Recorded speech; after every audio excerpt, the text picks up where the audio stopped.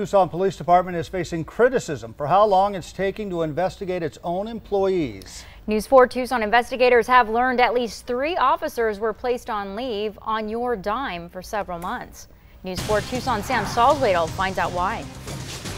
Officer Ryan Green was fired because of what happened in February of 2017. The Tucson Police Department's investigation took so long, it took him more than 1 year to appeal his case and get his job back. On February 16, 2017, protesters took over the streets of downtown Tucson.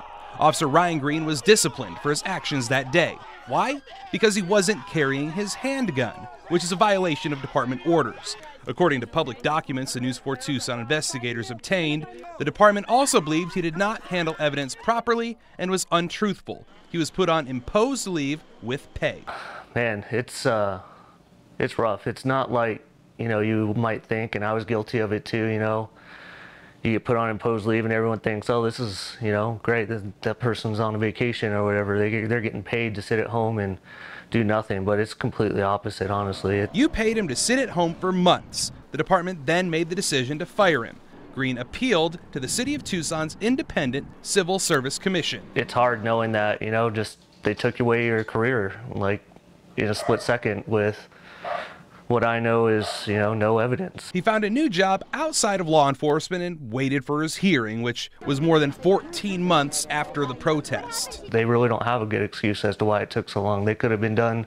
I mean, there's major investigations like, aggravated assaults, homicides even, that can be completed in a shorter time frame than they are completing officers' internal investigations. A member of the Civil Service Commission criticized the department for taking so long. One person testified that he didn't want to make excuses as to why it took so long, and then listed off 5 or 6 excuses. The length of the investigation also violates state law. It says you shall do these things.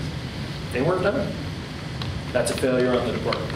That's huge for us. Deputy Chief Chad Kazmar attended those hearings. Months before Green's case, he was put in charge of changing the way the department investigates itself. If you've ever lived in a house while you've remodeled a kitchen or a bathroom, midway through that project, you're like, wow, this was definitely more difficult than I thought because there's just so many complexities within the project you might not foresee. The department started what they call a Critical Incident Review Board, or CIRB. It's replacing the former Board of Inquiry. The new CIRB reports are more comprehensive and about 10 times more pages. I don't want to say that anything was wrong per se. I think that policing's changed in the last decade, and I think expectations and levels of transparency have changed. The expectations of public have changed. In Officer Green's case, that's part of the reason it took so long to appeal.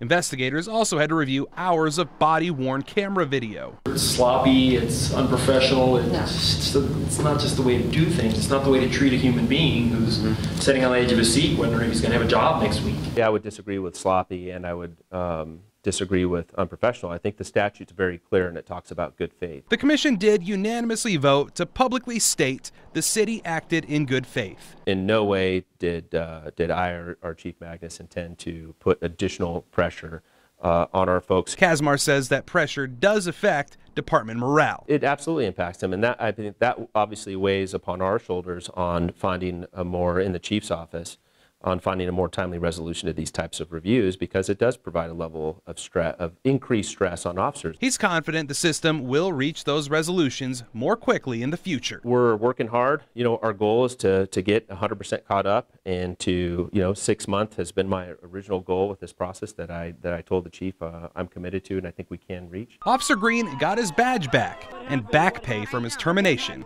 Then he quit. I just couldn't do it. I mean, knowing what they did to me and how long it took, and that basically even the Civil Service Board says you fired this guy with absolutely no evidence. I'm not going to deal with that. There are currently no officers on imposed leave now. 3 more officers' jobs were restored after Green's hearing. Kazmar says that's not because of the criticism from the commission. If you have a story you'd like us to investigate, email investigators@KVOA.com or call 955-4444. Investigating for you, Sam Salzwedel, News 4 Tucson.